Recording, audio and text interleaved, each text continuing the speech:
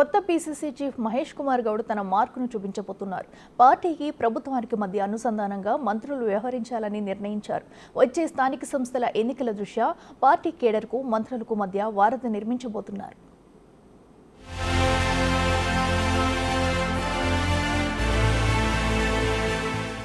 పార్టీకి ప్రభుత్వానికి మధ్య ఉన్న దూరాన్ని తగ్గించే ప్రయత్నం చేయబోతున్నారు పీసీసీ చీఫ్ మహేష్ కుమార్ గౌడ్.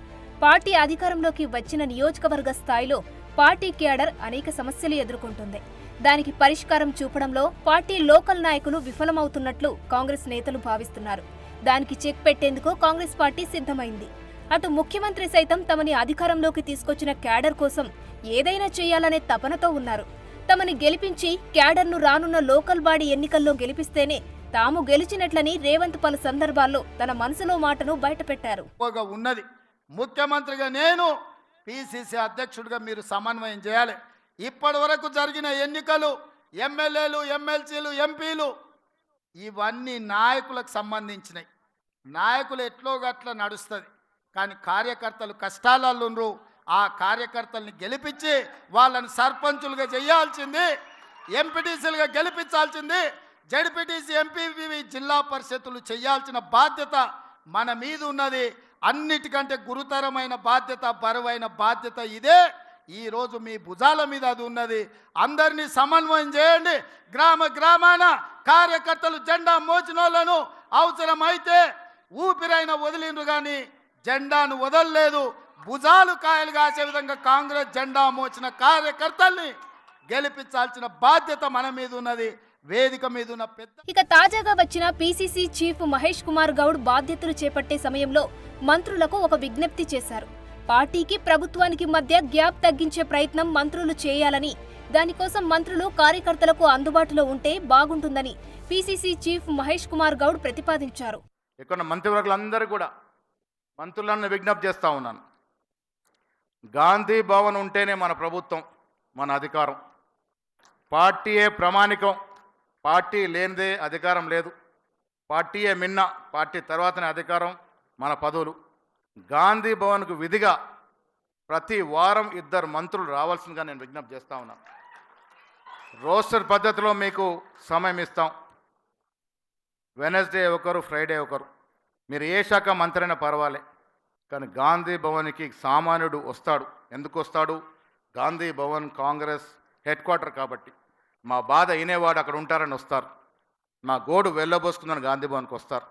కాబట్టి మీరు మంత్రులు వారంలో ఒక మంత్రి, బుధవారం అయితే ఒక మంత్రి, శుక్రవారం వస్తే మీకు కనీసం 3 గంటలు మాకు సమయం ఇస్తే మీరు ఏ డిపార్ట్మెంట్ అన్నా కానివ్వండి, మీకే వచ్చే అర్జీలని తర్ఫీదు చేసి సంబంధిత మంత్రులకు పంపించి దాన్ని పరిష్కార విధంగా ప్రయత్నం చేస్తే మనకు మంచి పేరు వస్తుందన్నటువంటి మాట ఇవాళ పీసీ అధ్యక్షుడిగా మీ అందరినీ విజ్ఞప్తి చేస్తూ ఉన్నాను. మంత్రులందరూ కూడా విధిగా ప్రతి వారం 2 మంత్రులు చొప్పున కాంగ్రెస్ పార్టీకి రావాలని, అదేవిధంగా ముఖ్యమంత్రి గారికి విజ్ఞప్తి చేస్తూ ఉన్నాను. నెలలో కనీసం 2 సార్లు మీరు గాంధీ భవన్కి వస్తే కార్యకర్తలు మీకు భద్రత దృష్ట్యా చాలా సందర్భాల్లో కలవలేకపోతూ ఉంటారు. మహేష్ కుమార్ గౌడ్ చేసిన విజ్ఞప్తి సీఎం రేవంత్ కి నచ్చడంతో అదే రోజు మహేష్ కుమార్ గౌడ్ తో మాట్లాడారు.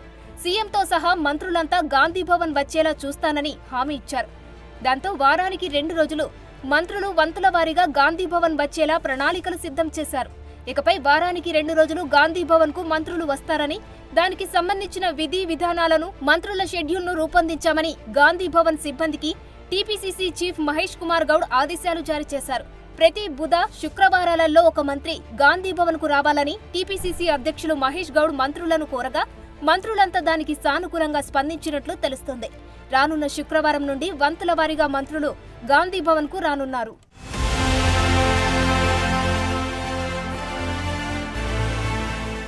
మంత్రులు గాంధీ భవన్ లో అందుబాటులో ఉంటే అద్భుతంగా ఉంటుందని కాంగ్రెస్ పార్టీలో చర్చ మొదలైంది.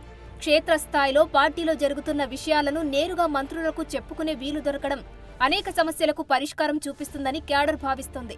మంత్రులు విధిగా పార్టీ కార్యాలయానికి వస్తే క్యాడర్లో నూతన ఉత్సాహం నిండడంతో పాటు మనోధైర్యం కలుగుతుందని కార్యకర్తలు భావిస్తున్నారు. రానున్న స్థానిక సంస్థల ఎన్నికల నేపథ్యంలో మంత్రులు పార్టీ కార్యాలయానికి రావడం ఎంతగానో కలిసి వస్తుందని హస్తం నేతలు చెబుతున్నారు.